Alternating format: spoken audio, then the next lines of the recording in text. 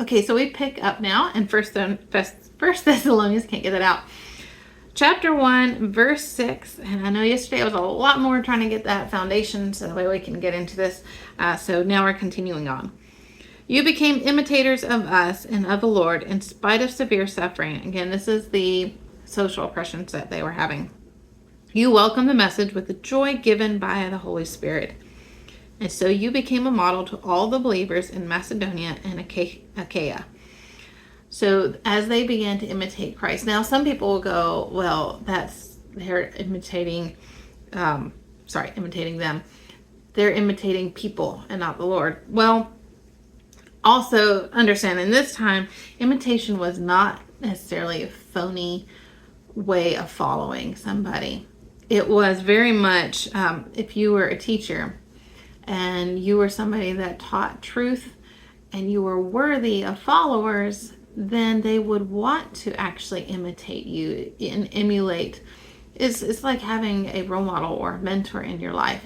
The more that you learn from them, you start becoming a little bit more like them.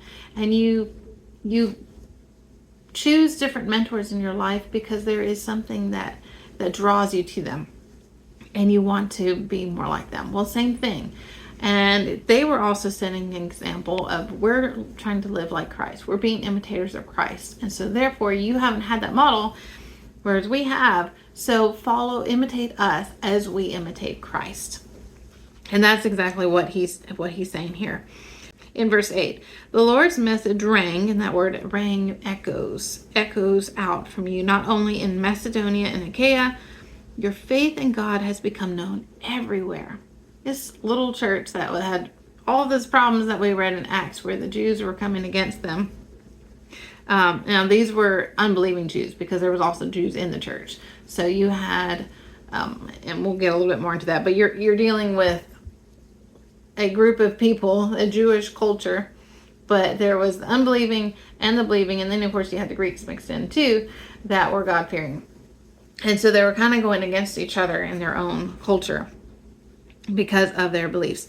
So therefore, we do not need to say anything about it, for they themselves report what kind of reception you gave us. So you are such warm and loving, welcoming people. You have received the Holy Spirit and His teachings, and your faith is being echoed throughout all of this area. So we don't even need to say anything more about that. You have done an amazing job. That's what he's saying. He's encouraging them.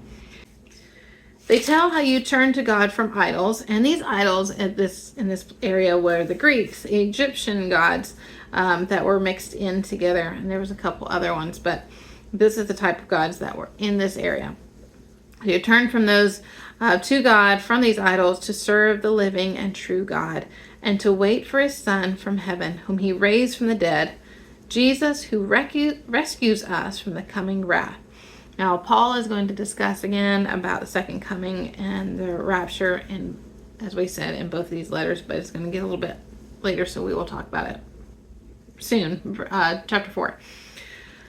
But he's encouraging these people. He's saying, you have the hope and you have the faith and the love and all these things, the perseverance that you have already learned, and you have done extremely well.